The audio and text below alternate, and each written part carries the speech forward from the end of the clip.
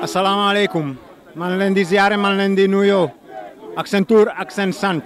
liggéey rek la ñu bëgg liggéey rek ndaxte culture bi musique bi liggéey rek la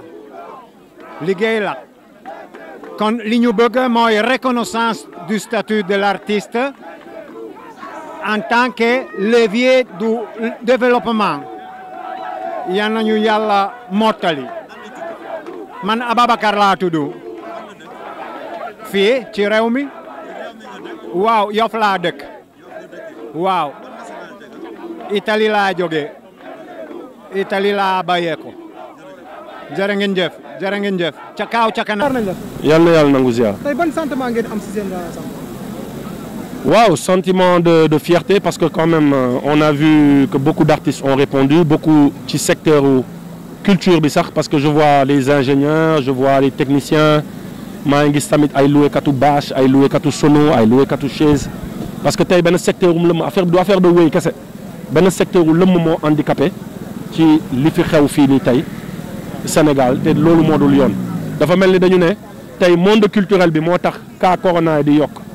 alors que yéen journalistes yi yéen a ngi tàllal seen micro def seen liggéey sa caméraman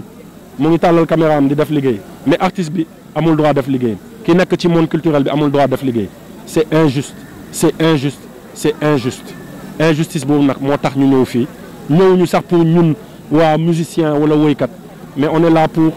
toute une corporation et dénoncer quand même lu xew ci suñu corporation quoi. est-ce que yaakaar ngeen ni message bi ngeen di véhiculer tey dina mën a jàll autorité yi nañ leen déglu tey. ah bu jàllul dama xam ne kon yéen journalistes yi ay cuune lañ ndax journalistes yi mu fi gis yëpp interview yi mu fi gis yëpp nit yi ñu tàllal micro yëpp ah li fi xew ah bu jàllul ma gis ne yéen moom ay cuune ngeen. après tey lan ngeen prévoir ak au cas bu ñu leen bàyyi woon. non après comité bi dina statuer wax nañu dajaloo bu ci kaname def benn évaluation nee nañu tamit am na benn déclaration bu ministre bi war a def tey ñu ngi xaar tey wala suba on attend et on espère que dinañu xoolaat seen copie. parce que car rapide yi nii may gis muy fees tata yi nii may gis muy fees marché yi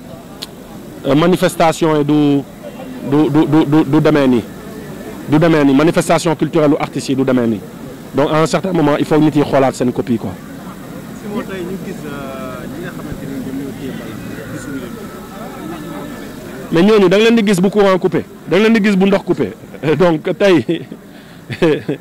mais ñooñu damay yàlla na ma yàlla baal damay naan est-ce que bu ñu violé woon seen jabar yi sax est-ce que dinañu jóg yuuxu non looy dëgg parce que il s'offusque pour rien il ne s'offusque pour rien pour ñoom tout est normal donc nañu ma baal ci kàddu yi mais je me dis que je veux même pas parler de ces gens man je préfère parler de ñi nga xam ne ñoo ngi fi xam nga et surtout tey les techniciens ñi nga xam ne ay 18 000 francs danseurs yi ay 18 000 francs lañ leen jox pour 9 mois quoi donc c'est injuste na autorité bi revoir at seen copie c'est injuste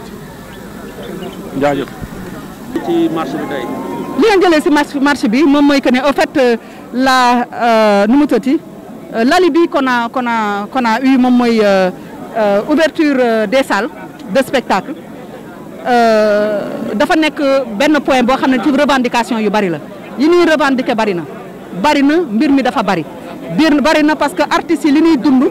ak képp koo xam ne da ngay tourner autour de la culture li ngay dund tey jii nekk na loo xam ne ni suñ ci jugul dinañ gis ay famille yoo xam ne dañuy décimer dinañ gis leneen loo xam ne mën na xew donc ci revendication yooyu am na nu mu tuddati allègement fiscal parce que boo xoolee entreprise culturelle yi ak ñi nga xam dañu yëngu ci culture ni ñu leen di war a traité bokkul ak ni ñu war a traité les entreprises standards parce que liggéey bi suñu liggéey ni mu demee la dañu ñaan également que dette fiscale yi nga xam ne artistes yëpp dañ ko am dette fiscale yi nga xam ne entreprise culturelle yi dañ ko am dette fiscale yi nga xam ne que ne organisateur de spectacle dañ ko am yëpp ñu annuler ko comme ni ñuy annuler yeneen dettes yi dañu bëgg également que ñu mettre en place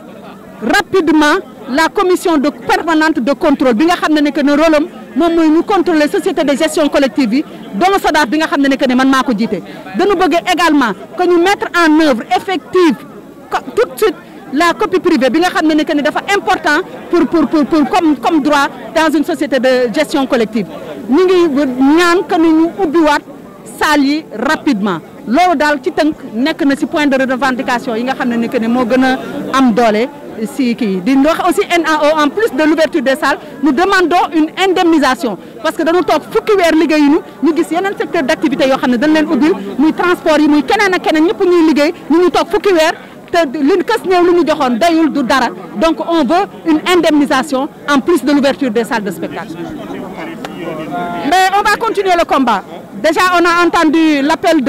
du ministre conseiller Youssou Ndour qui est artiste tout à l'heure. On attend la réaction de l'État d'ici aujourd'hui à demain. Maintenant, nous voulons, ce n'est pas uniquement une indemnisation. Ce que nous voulons, c'est l'ouverture des salles pour qu'on ne tende pas la main. C'est ça. Nous voulons en plus de l'indemnisation. C'est ce que les artistes exigent.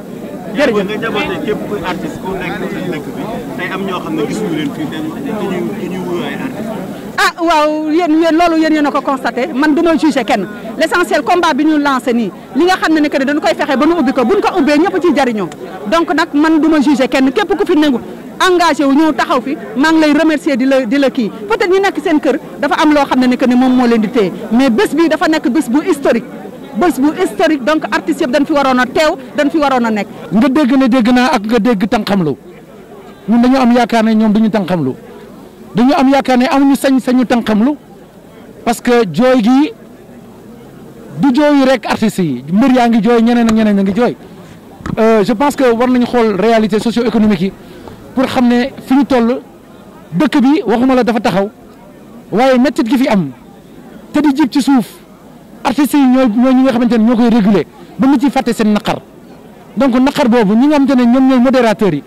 nañ leen dimbali ba ñu continuer di révéler au peuple